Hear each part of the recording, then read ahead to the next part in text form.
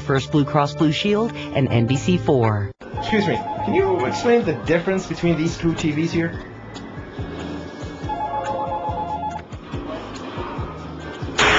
Same prices as them, but nothing like them. Meyer Emco Audio Video. And welcome back to Viewpoint. Our guest this morning, see Congresswoman Eleanor Holmes Norton, talking about issues facing district residents. Let's start with that stimulus money and the $1 billion that you helped secure for the district. Where will that money be targeted, and when can we start to see that flowing in and throughout the district?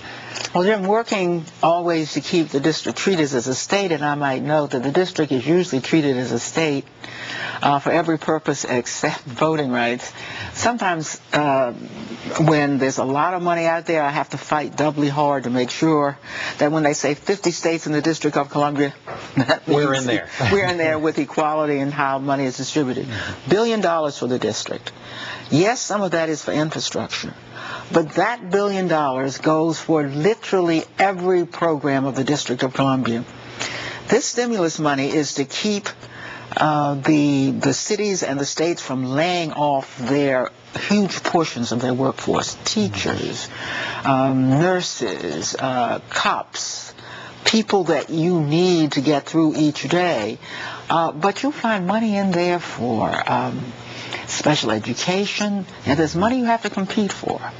Because the president is trying to get a head start in his own reform agenda, so that if you want money to fix up certain kinds of housing, weatherize it, which is a major aim of the stimulus. You have to compete for that. But look, it's been set aside, and if you can in fact come forward, you're going to get the money. So the district meets the time frames. It's in for a lot of money and a lot less heartache than would have been the case otherwise. Let's talk about jobs again, and the bill that you reintroduced a short time ago, the revitalization of the mall. That's on the right track now.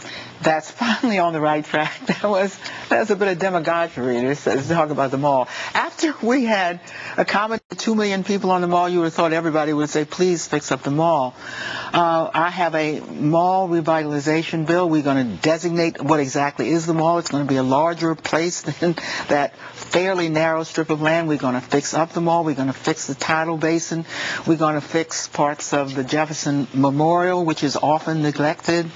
And indeed, much of the stimulus money, besides our own $1 billion, will come to the district. I'm chair of a subcommittee that has jurisdiction over federal building and construction and weatherizing and the like. Well, for the first time, maybe there is, at least this time, an advantage of being a federal city, because of that $6 billion, which my subcommittee has jurisdiction over, about a third of it's going to go to the district. That's on top of the money they get for the district as the district.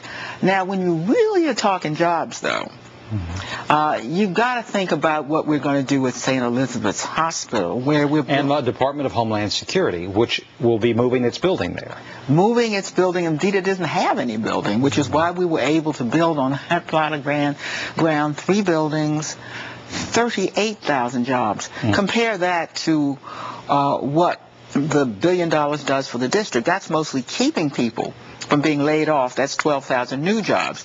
This is 38,000 jobs. We've already begun the small business enterprise there, and of the funds that have gone to clear the slate, 100% have gone to disadvantaged small businesses. That's mostly minority businesses, and 40% businesses in the District of Columbia. So you can already see the kinds of funds that's going to generate at a period when nobody is digging a thing in the ground, unless you're the United States of America, who can keep writing checks, even though it may not have the money, because we can run deficits and nobody else can. And talk about how long these checks can be written. How long is this project going to last? This project is 10 years of building in the District of Columbia. Okay. And what it means is that this is another $1 billion. Now, that's not the district's $1 billion for its programs.